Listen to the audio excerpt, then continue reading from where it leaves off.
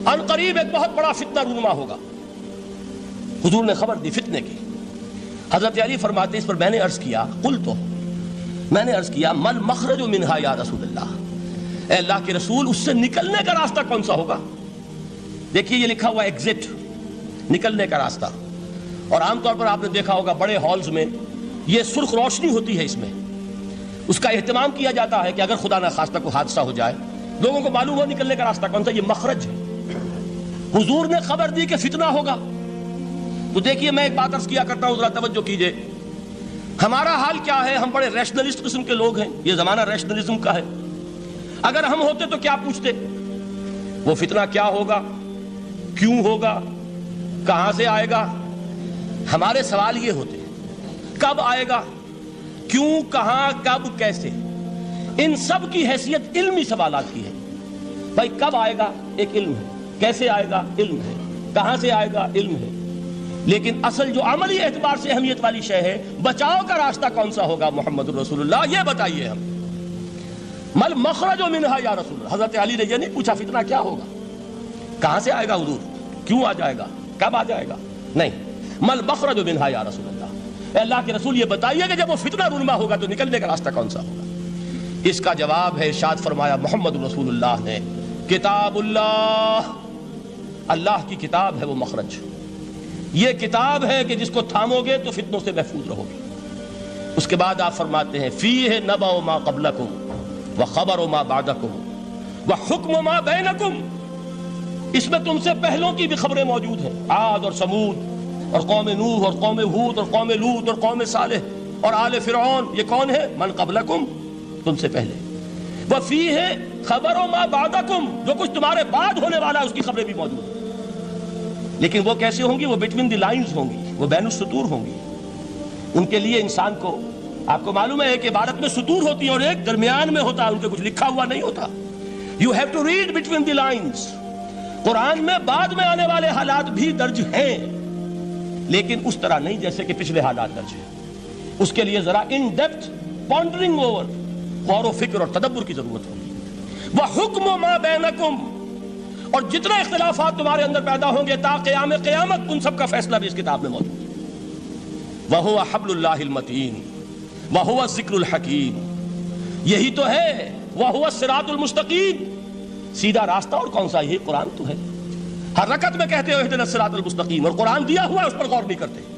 عجیب تماشا ہے ہمارا، نماز کی ہر رکعت میں اهْدِنَا الصِّرَاطَ الْمُسْتَقِيمُ، اور حضور فرمایا وَهُوَ الصِّرَاطُ الْمُسْتَقِيمُ، صراط مستقیم یہ قرآن ہی تو ہے، الذکر الحکیم یہ قرآن ہی تو ہے، وَهُوَ حَبْلُ اللَّهِ الْمَتِينُ، اور یہی ہے اللہ کی مضبوط رسی۔ آپ نے قاری صاحب سے وہ آیات سنی سورہ آل عمران کی، وَاعْتَصِمُوا بِحَبْلِ اللَّهِ جَمِيعًا وَلَا تَفَرَّقُوا، اللہ کی رسی کو مضبوطی سے مل جل کر تھامو اور تفرقے میں مبتلا نہ ہو۔ تفرقہ ہوگا تو کیا ہوگا؟ تمہاری ہوا اکھڑ جائے گی۔ آج آپ کو معلوم ہے دول عرب اگر یہ یکجا ہو جائیں، ایک دن کے لیے اسرائیل قائم نہیں رہ سکتا، امریکہ نہیں، امریکہ کا باپ اسے قائم نہیں رکھ سکتا۔ اگر امت عرب ہی جمع ہو جائے، عالم اسلام تو بڑی شے ہے، جو وسائل ان کے پاس ہیں، جو اللہ تعالیٰ نے ان کو نعمتیں عطا فرمائی ہیں، لیکن افتراق، انتشار، اختلاف، جتھے بندی، گروہ بندی، دھڑے بندی، اس نے اسرائیل کا خنجر ان کے سینے میں پیوست کیا ہوا ہے۔ اس لیے کہ فَتَذْهَبَ رِيحُكُمْ، اگر تم اختلاف کرو گے تو تمہاری ہوا اکھڑ جائے گی، آج وہ ہوا اکھڑ چکی ہے۔ تو فرمایا وَاعْتَصِمُوا بِحَبْلِ اللَّهِ جَمِيعًا وَلَا تَفَرَّقُوا، اللہ کی رسی کو مضبوطی کے ساتھ مل جل کر تھامو اور تفرقے میں مت پڑو۔ حضور فرما رہے ہیں وہ اللہ کی رسی کون سی؟ ہوا حبل اللہ المتین، یہی قرآن ہے اللہ کی مضبوط رسی۔ علامہ اقبال نے کیا خوب کہا ہے، علامہ اقبال نے قرآن اور حدیث کے حقائق کو جس طریقے سے اشعار کا جامع پہنایا ہے، وہ تو خود کہتے ہیں گوہر دریائے قرآن سفتام، میں نے قرآن مجید کے دریا سے موتی نکال کر اپنے اشعار کے اندر میں نے چن دیے ہیں، میرا کام اور کچھ نہیں ہے۔ موتی کوئی بھی غواص پیدا نہیں کرتا، دریا کی گہرائی سے نکال لاتا ہے۔ یہ میری حکمت نہیں ہے جو میرے اشعار میں ہے، یہ میں نے قرآن مجید کے دریا میں غوطہ زنی کر کے اس سے یہ موتی نکالے، گوہر دریائے قرآن سفتام۔ اب دیکھیے اسی حدیث کے اس ٹکڑے کو کیسے شعر میں لائے ہیں، از یک آئینی مسلمان زندہ است، پے کرے ملت سے قرآن زندہ ہست، مسلمان کی زندگی تو ایک آئین کے بدولت ہے، یہ آئین قرآن۔ جو کہا تھا کبھی قائد اعظم مرحوم نے، جب پوچھا گیا تھا کہ آپ کے پاکستان کا دستور کیا ہوگا، کیا فرمایا تھا؟ یاد کیجئے، کہ ہمیں کسی نئے دستور کی ضرورت نہیں، ہمارا دستور 1400 برس پہلے طے ہو چکا ہے۔ یہ ہماری بدقسمتی ہے جو کچھ کہا تھا قائد اعظم نے، God has given us a golden opportunity to prove our worth as architects of a new state and let it not be said that we didn't prove equal to the task۔ میں معذرت کے ساتھ عرض کروں گا حضرت کہ واقعہ یہ ہے کہ ہم اس کے equal to the task ثابت نہیں ہوئے۔ قائد اعظم کا دیا ہوا پاکستان آج دنیا میں موجود نہیں ہے، اس کا ایک حصہ اپنے نام سے دستبردار ہو کر بنگلہ دیش بن چکا ہے، اس نے اپنی تاریخ کو خیر بات کہہ دیا ہے، حالانکہ مسلم لیگ کی جنم بھومی ڈھاکہ ہے، 1906 میں ڈھاکہ میں مسلم لیگ نے جنم لیا تھا، اور اگر وہ صرف ہم سے علیحدہ ہوتا یا گہرا صدمہ ہوتا، لیکن یہ کہ اس نے جب نام بدلا ہے در حقیقت اس نے اپنے تاریخ سے اپنے پس منظر سے استعفیٰ دیا۔ یہ ہمارا دوہرا ہمارے لیے صدمے کی بات ہے۔ کیا 2 یمن موجود نہیں ہیں؟ ان میں سے کوئی ایک بھی اپنا نام چھوڑنے کو تیار ہوگا؟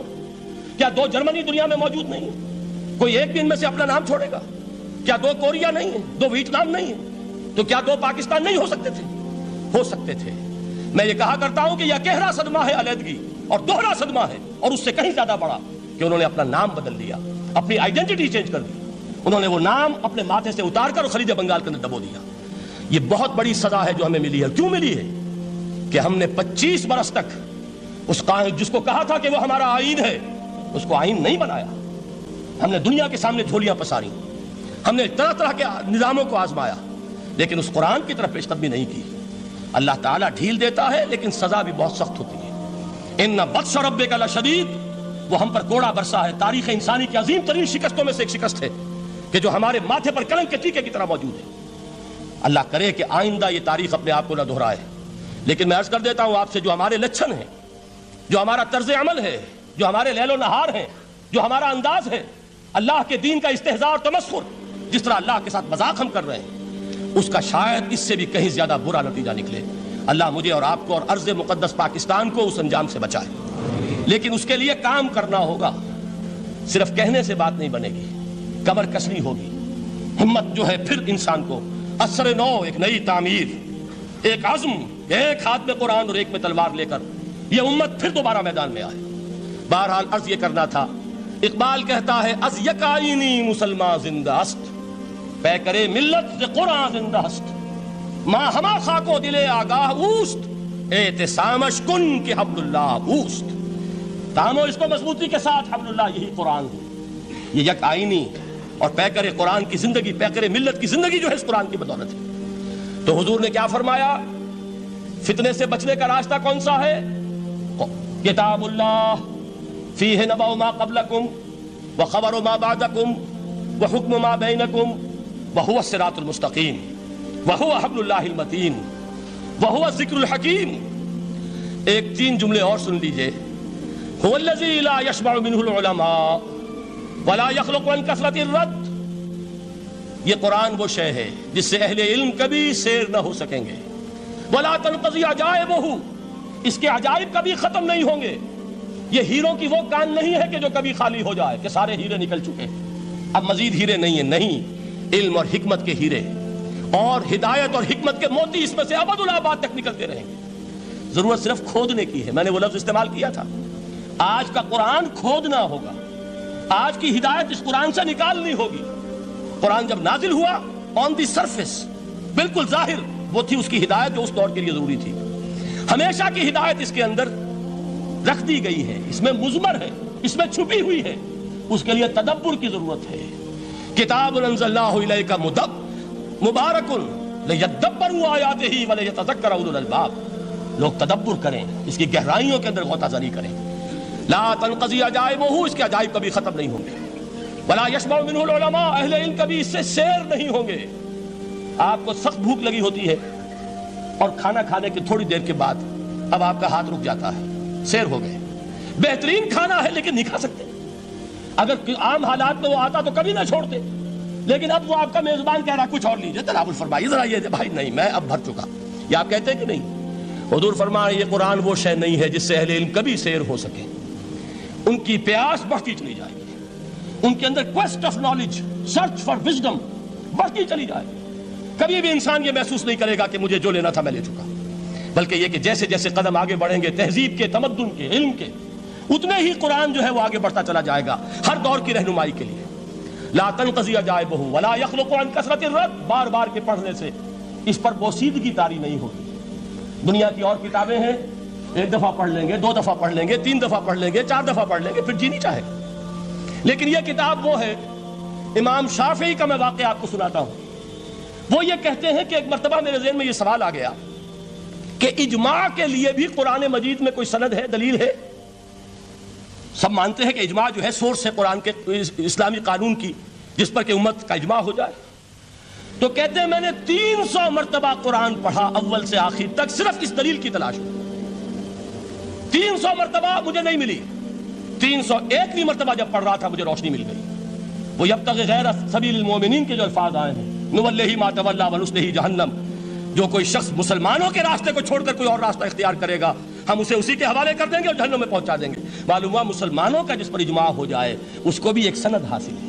یہ مسلمانوں کا مجمع علیہ ایک راستہ ہے، اس کو بھی ایک سند اور دلیل کی حیثیت